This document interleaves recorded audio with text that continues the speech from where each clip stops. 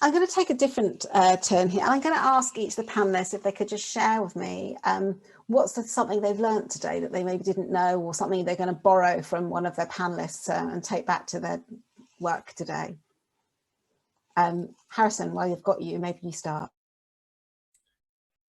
I think where we could be taking a next step is around more environmental sustainability stuff, and I think that's a really big push that we're starting to get to, and I think everyone in the org should be getting towards that. Within the industry should be pushing towards that as well, and it shouldn't be I guess a point of difference. It should be just something that everyone's doing. And it goes to the same, to be honest, with all of the things that we've been talking about today. There's all been some really great points around, I think addressing, making sure, questioning the technologies that we're using and making sure that we're using the right ones. It's always just a fundamental thing of doing your job and just getting in there and scrutinizing everything. And I think there's some very valid points raised from everyone. And I think, questioning technologies and just everyone jump on board what we're talking about, I guess. Brilliant. Simona, do you want to step in with what's something that one of the panelists has shared that you'd like to take away? Yeah, I think, what we discussed today is that, again, a lot of things has been done. We have seen that, within the media industry, even advertiser, even the most traditional one, and trust me, I worked with them, they're moving towards, more openness to ethical advertising. There is still a lot of things to do, from every side anyway. I think the main things that I learned today is that because, we're still very much in the early stage, I guess, especially when it comes to how we can make, a proper campaign ethical and sustainable again, I think we should have a sort of open brief. So all the people should come together, like all the different stakeholders, including, like, as Ryan was saying, the brand safety companies, on how we can make actually and pragmatically a new campaign completely ethical and sustainable, because that's the only way. If we're all included, if we're all, embracing the same mission, I guess, the path might be even smoother, because otherwise, if you're starting to do something and then other people were not involved, you might find some, disconnection and some gaps that you have to just address at that time, and the whole mission can go to poo, basically. So that's what I took from this conversation today. Thank you.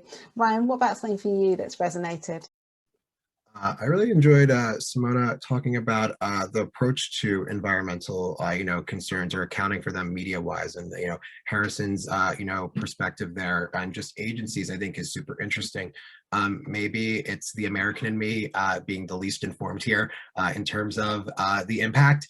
But maybe it's also pub directed. Vice makes a ton of content on this subject and is a leader, and people really trust us on this subject. So it's very easy for us to look at, what we're coming out with content wise. And we, do, like, I think it was Climate Strike last year we sponsored, and, it's great. We can stop there, sort of thing. But we need to take a, further action. And for a lot of folks, I think they might hear what Simona's saying and say, but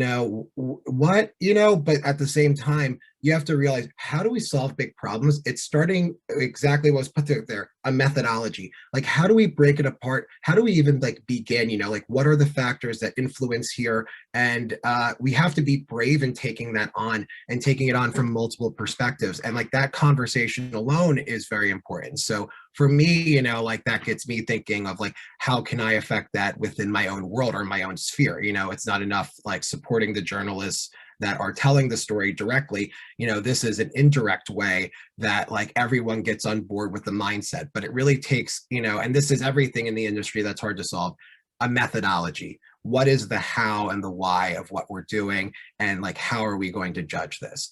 We don't focus on this enough specifically. And kind of just the underlying, I think, message here that I take from everything is brands have to change.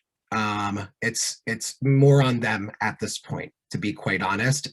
It's to oversimplify. Pubs usually, start kind of the journey.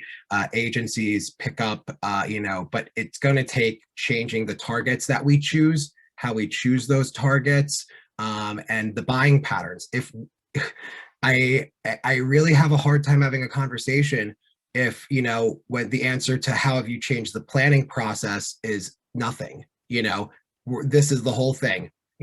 We can't just rely on a switch of a solution or a new platform. We have to change the planning process. Planning in and of itself is thought-provoking, or should be thought-provoking, and taking in a lot of different information and a methodology for assigning priority. Our priorities have changed, our information has changed, the planning process must change. And this is how we lead to it, though. It's this, pubs and agencies getting on the same talking points, talking through examples on these sorts of calls, on private talks, on conversations later, on internal meetings, and moving the needle. I think this has been going on for 2 years, 3 years. I mean, everyone knew the death of the cookie before Google announced it because of ITP measures from Apple. So, don't stop, bring it up at, have these uncomfortable conversations, like get the feedback and start the first step.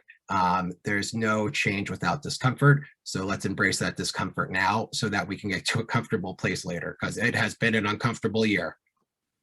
It has been an incredibly uncomfortable year. Dilip, do you want to give your final point on what you've learned from today and what you're going to take away? Yeah, of course I do. First of all, what I'd say is that not so much what any individual has said, although actually everyone's, I think, contributes some massively fascinating and inspiring content.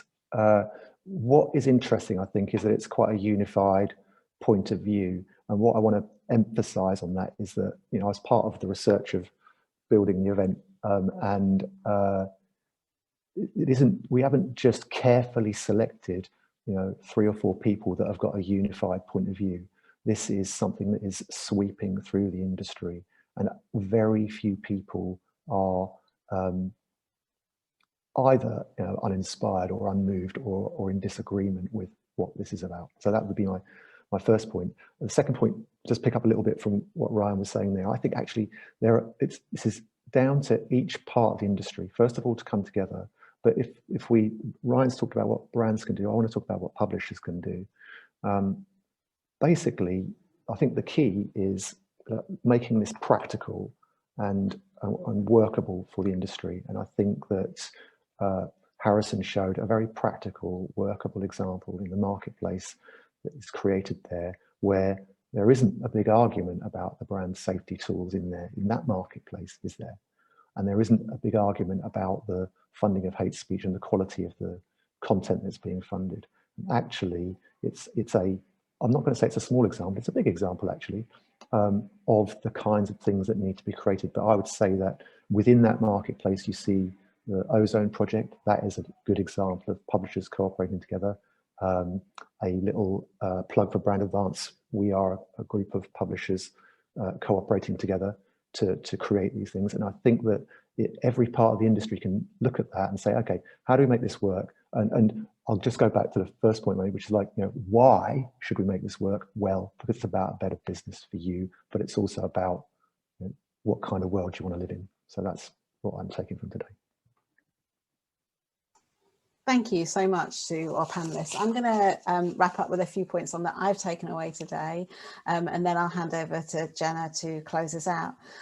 So, I mean, I've just found this to be incredibly inspiring to see the actions rather than the words that all the companies are putting into place. Ryan, I loved, again, your point about the Great Reset, and I've learned more about contextual advertising, brand safety, and kind of the positives that it can bring us, but also the negatives and the dangers of brand safety. Simona, I admire all the steps the agency are taking towards outcome-led advertising and how you're encouraging your advertisers to think about championing diversity and also moderating their community. So, hate speech doesn't just come within publishers, it's happening on the boards and comments of a brand.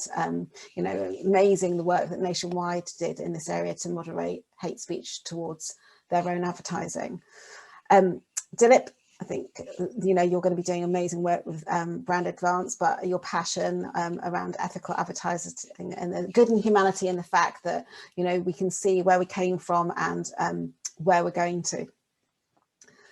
And Harrison, to have an actual tangible framework for something that feels so ephemeral, doesn't it? Ethics, it's an opinion. How do you actually market mark someone's work and say you are being ethical is just a massive step forward for the industry. So thank you to IPG and its many parts that are working on this.